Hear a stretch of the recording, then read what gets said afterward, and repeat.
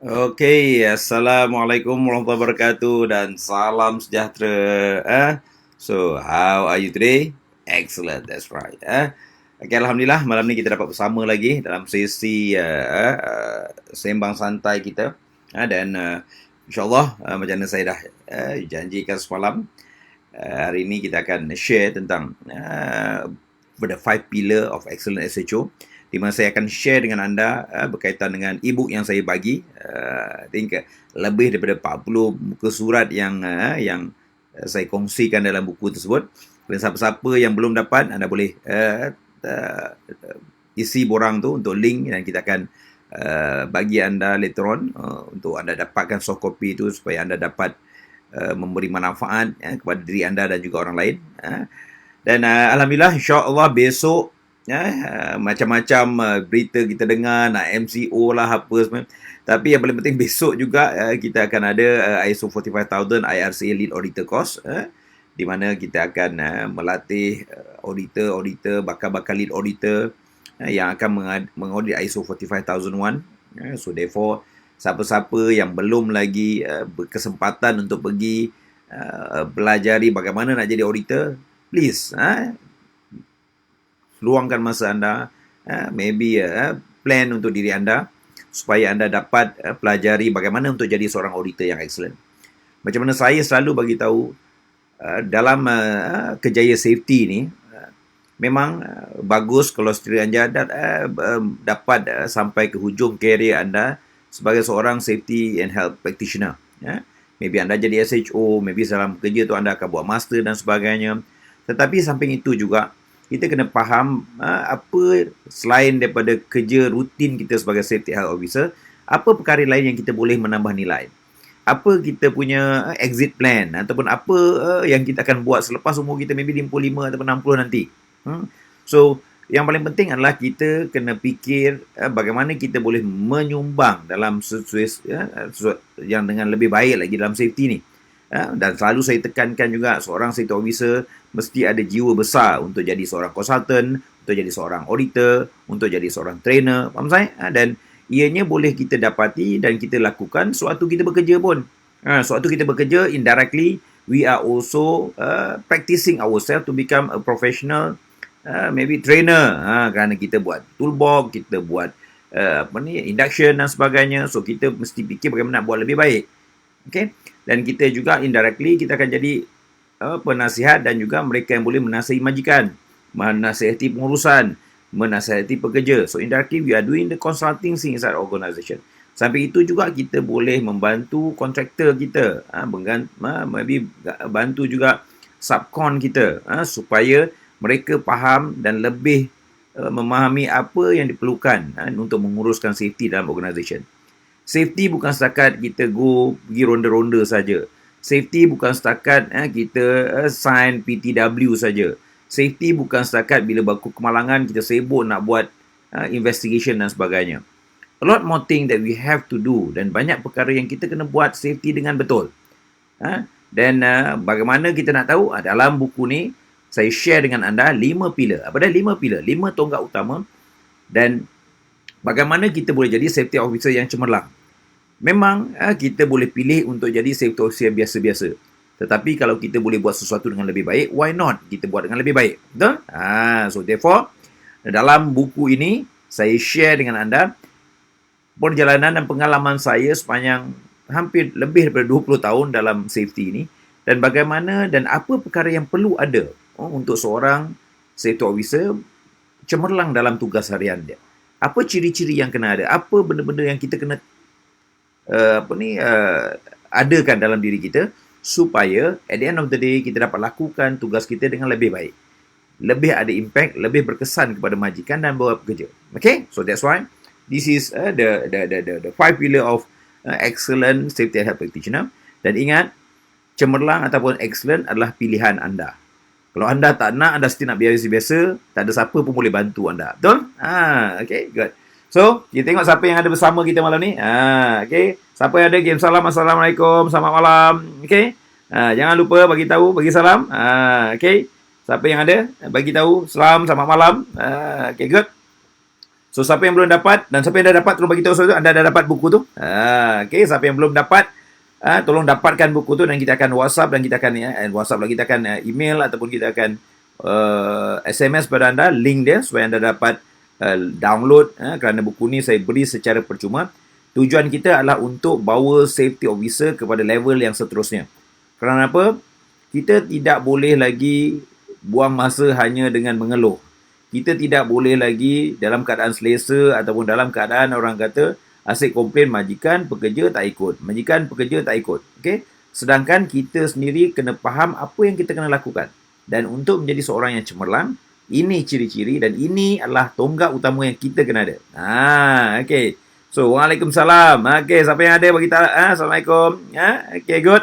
So, what happened now is, pada malam ni kita akan share apa dia? The 5 Pillar of Excellent Safety Practitioner. So, siapa-siapa yang belum dapat buku ni, tolong dapatkan. Okay, kerana apa? Saya make sure anda dapat buku ni kerana buku ni juga akan memberi manfaat kepada perjalanan anda dalam profession safety ni. Kenapa saya cakap terus terang? Masa saya dulu awal-awal menceburi safety ni, saya second batch safety officer dekat NIOSH dulu. Kita punya cara adalah dengan try and error. Betul? Tidak banyak lagi orang kata senior-senior, maybe rujukan-rujukan yang ada ataupun bahan-bahan bacaan dekat Malaysia ni yang membantu untuk beri kita some guidance bagaimana nak menjalani dan melakukan safety dengan lebih baik. Okay? Kebanyakan buku-buku yang ada adalah rujukan luar negara. Kebanyakan buku-buku yang ada adalah buku-buku yang kemungkinan tidak diadaptasi di Malaysia. Dan itu sebabnya kadang-kadang kita tidak ada reference yang kuat masa itu dan juga tak ramai lagi senior-senior yang maybe berpengalaman dalam bidang safety. Tapi dalam apabila OSHA hampir lebih daripada 25 tahun ada ni tuan-tuan. So therefore, kita akan start ada mereka-mereka yang berpengalaman, mereka-mereka yang pakar dalam bidang tertentu, mereka-mereka yang dah menjalani orang kata career sebagai safety, yang maybe boleh berkongsi dengan tuan-tuan dan bagaimana cara kita nak buat sesuatu dengan lebih baik. Apa susah senang je dan apa shortcut dia supaya kita dapat sesuatu dengan lebih pantas. Itu penting. Kerana apa? Kalau tidak, sampai bila pun kita masih struggle. Sampai bila pun kita akan sentiasa orang kata try and error lagi. So, kita tak nak lagi try and error. So, kita kena belajar dengan pantas dan cepat supaya kesan kepada majikan dan pekerja lebih ada impact. Ingat tu. Kerana apa? Kita tak nak lagi orang kata zaman-zaman dinosaur masih kita bawa lagi. So therefore, kita kena faham bagaimana kita nak buat sesuatu dengan lebih baik. Okay? So buku ini secara langsung memberi orang kata overview ataupun memberi sedikit orang kata maklumat tentang apa yang perlu kita tahu dan pelajari untuk mempunyai dan mempunyai ciri-ciri safety officer yang cemerlang. So apa ciri-ciri, apa keperluan utama supaya kita faham kita boleh mencapai kecemerlangan yang sewajarnya. Kerana apa? Tugas safety ini kita berkomunikasi dengan manusia. Kita berada di tengah-tengah orang kata manusia antara majikan, pekerja, maybe klien dan sebagainya. So therefore we have to understand bagaimana kita boleh memahami benda ni dan bagaimana kita boleh bawa kepada level yang seterusnya. Okay? So therefore, sepanjang 5 hari ini saya akan share apa yang saya tulis dan apa yang saya tampilkan dalam buku ni supaya anda boleh faham dan anda boleh rujuk dan seterusnya memberi manfaat kepada anda nanti. Okay? So benda tu penting. So let us go through. Okay, pertama sekali, apa yang ada? Pertama sekali ada kandungan dia. Di mana dalam kandungan ni saya share tentang apa dia kata pengantar dan kita akan share nanti pengenalan am dan juga saya bagi anda pengenalan kenapa organisasi perlu safety and health. Kenapa organisasi perlu safety ni? Kenapa kita sibuk-sibuk ada safety officer? Kenapa kena sibuk-sibuk kena ada triple S? Kenapa kena sibuk-sibuk ada orang kata ada safety committee dan sebagainya, betul? So mesti ada sebab. So that's why dalam buku ni saya bagi anda pengenalan dan seterusnya apa yang kita perlu sediakan untuk menjadi seorang safety officer yang cemerlang. Itu penting. Okay, good. So next. So let me share with you juga. Okay. Dalam kata pengantar, apa yang saya tekankan dalam kata pengantar? Okay. So benda ni pun penting juga. Kerana apa? Kalau kita tidak jelas dengan apa tujuan kita secara umum, so at the end of the day, kita akan kita akan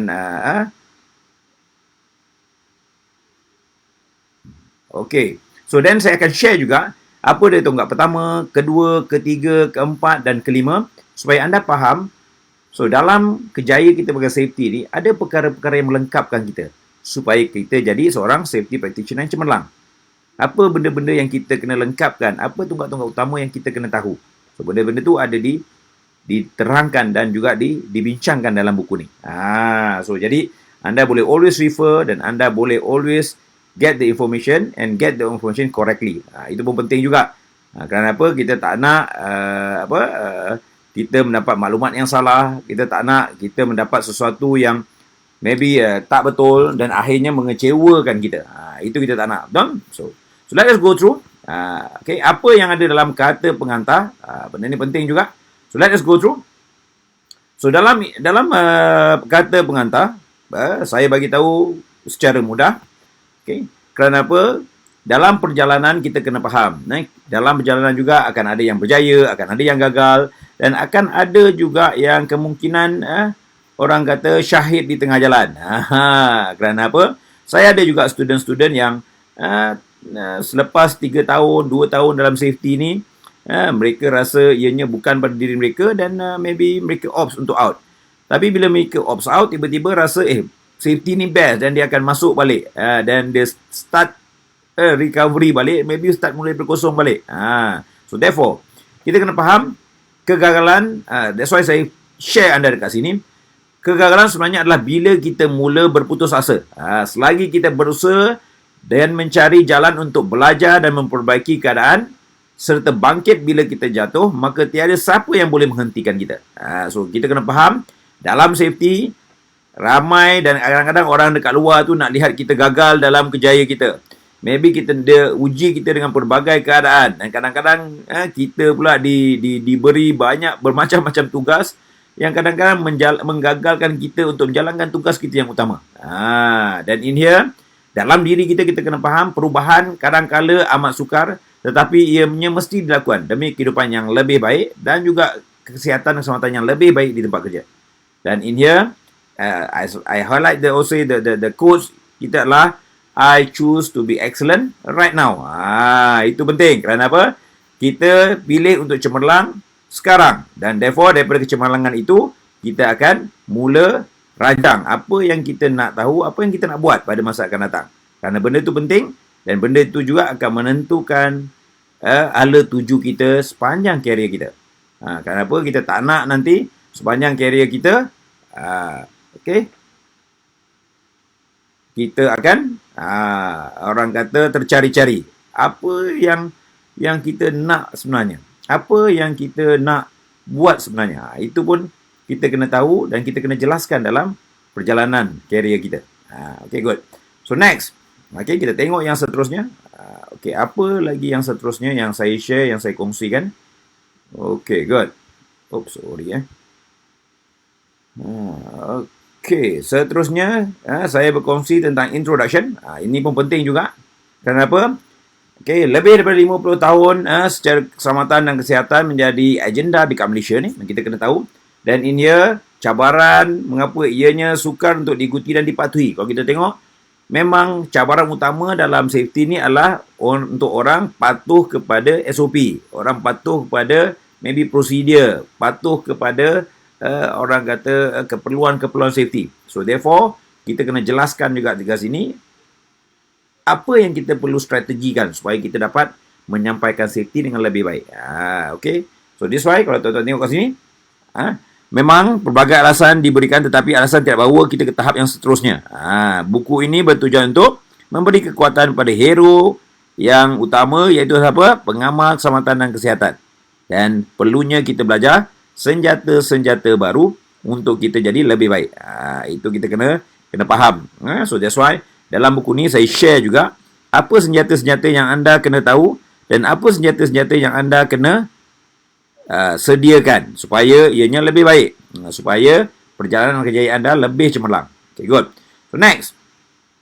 So ini saya highlight juga tentang kepentingan Mereka yang tidak mahu berubah akan ketinggalan kerana keselamatan kesihatan bukan lagi tanggungjawab semua. Tapi ialah tanggungjawab saya, anda dan kita. Itu saya terangkan dengan jelas. Betul? Dan juga hanya yang berani akan berubah. Change is the only constant thing in life. Change or be changed. Mana kita kena faham? Dalam kehidupan, kita kena merubah diri kita. Kalau tidak, kita yang akan diubah. Kita yang akan dikeluarkan daripada organisation ataupun daripada arena perjuangan kita. Itu kita kena jelas dalam perjuangan kita. Okay, good. So next. Okay, yang seterusnya, kita share juga, saya share juga tentang konsep apa dah? Berani. Kerana apa? Dalam menjalankan safety ni tuan-tuan dan puan, kita kena ada keberanian. So apa yang perlu ada dalam berani? So dalam buku ni juga saya share tentang apa dia berani. What to be done. Okay. Waalaikumsalam. Apa khabar? Selamat tahun 2021. Hai Leo, apa khabar? Okay, good. So in here we talk about berani. Apa dia ciri-ciri yang ada dalam berani? So therefore perkara ni saya dah ulas beberapa kali dan esok kita akan share apa konsep berani ni dan bagaimana dan kenapa berani ni penting sebagai seorang safety officer. Kenapa kita kena berani menghadapi majikan dan pekerja walaupun apa cabaran yang kita lalui. So therefore ciri-ciri keberanian kita perlu ada dan berani itu apa? Saya kupas dalam buku ni. So besok kita akan share lagi bagaimana untuk jadi seorang safety officer yang berani, bagaimana nak jadi seorang safety officer yang orang kata cemerlang supaya kita boleh beri manfaat kepada majikan, pekerja dan juga menyumbang terhadap karier dan juga profession OSH. Okay? So insyaAllah kita jumpa lagi malam besok. Kita akan share konsep berani apa dia supaya kita dapat menyediakan diri kita pada tahun ni untuk jadi seorang safety officer, safety practitioner, OYK yang cemerlang dan lebih baik daripada tahun-tahun yang sebelumnya. Okay? So, stay safe, stay healthy and stay excellent. Okay? Kita jumpa lagi. Bye.